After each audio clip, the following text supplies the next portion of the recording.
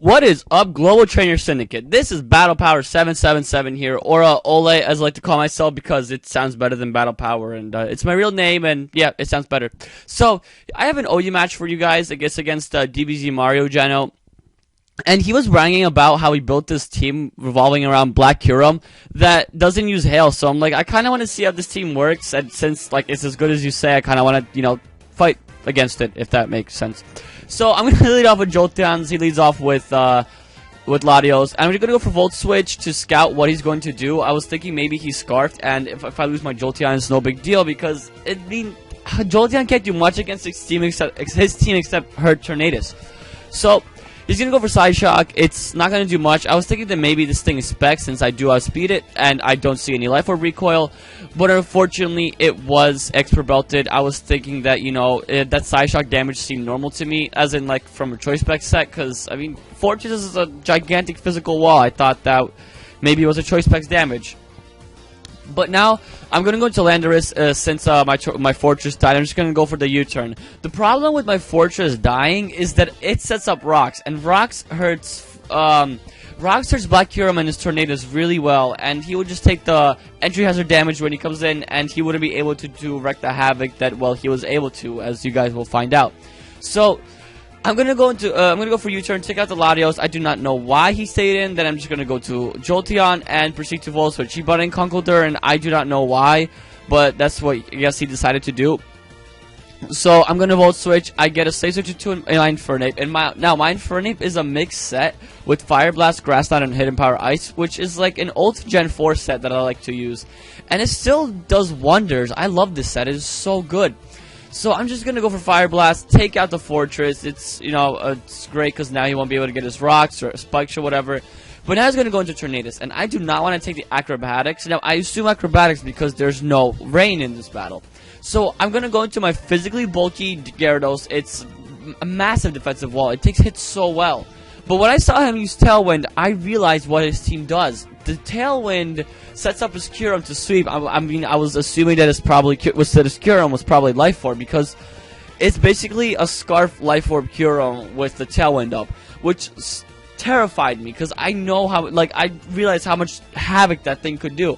So I went for the Dragon Tail here because I thought he'd bring in Curum, not wanting to take a Waterfall with his Tornadus, because maybe he could get Paraflinched. I went for Thunder Wave, completely forgetting about Prankster, by the way, but I'll get to that later. But unfortunately, I Dragon Tail him into Black Curum, which is not what I wanted to see whatsoever. So he's gonna go for Stolen Edge, take out my Gyarados, get a crit. Now I don't know if that mattered. It might have mattered because my Gyarados is physically defensive, but I'm still not too sure about that. So I'm going to go into Infernape because I saw that the Tailwind petered out, and he knows that Close Combat is coming. And he switches out. Now, I did not want to predict here, as if he did stay in, that would be a dead Infernape. And Infernape does so well against this team that I could not just allow it to die. So now he goes to Tailwind, and I'm like, crap, this one is Prankster and not Regenerator. I was so used to the Therian set, because this is like a week after Tornadus Therian form was banned. This battle took place. So I go for Hidden Power Ice, and I totally forgot that Prankster, it is Prankster, so he was still able to set up the Tailwind, and now he's gonna, destroy my face with Black Curum. I do take out the Tornadus with Hidden Power Ice, as now, to take a hit from this freaking Curum, I have to switch into Landorus. Now, it does have Intimidate, and it has decent defenses, which is why I thought that maybe I could live it. And since this is Scarfed, and for some reason I feel like this Curum was adamant, because of the damage it was doing. So I was thinking, you know what, this thing's probably adamant, and I have to risk it anyway. So I go into Landorus, I take the hit, and then I'm able to throw off a superpower. Unfortunately, it does not kill, which maybe he's invested into defense, but I know that Black Curum has like 120 base defense, so I mean, maybe it just took a hit like that. But now I go into Breloom, and I make the misplay of the match pretty much right over here. I didn't go for the Spore. I was thinking that he was probably going to switch out, but I was not too sure. I was too scared that he stay in, break out of the confusion, and destroy my Breloom. I should have just went for the Spore and taken out the, not taken out. I should have went for the Spore and make the Conkeldurr fall asleep. Because now he does get his Guts boost, and he takes me out with a Mach Punch. Now, granted, that was a crit, and I think it might have mattered, because Mach Punch is not a powerful move. It's 40 base power, and even though Congador is a powerhouse, I don't know if that would have pretty much one-shot Breloom. But, you know, that's water under the bridge. I have to deal with it. I should have spored, and that was my fault. I could have just set up and won the battle. But now it's just my Infernape and my Jolteon versus his Whimsicott and his Black Hero. So I go for Shadow Ball just to try and see how much damage it would do, and unfortunately, I get the special defense drop. Now, why unfortunate, you may ask? Because I wanted his Whimsicott to live this second Shadow Ball.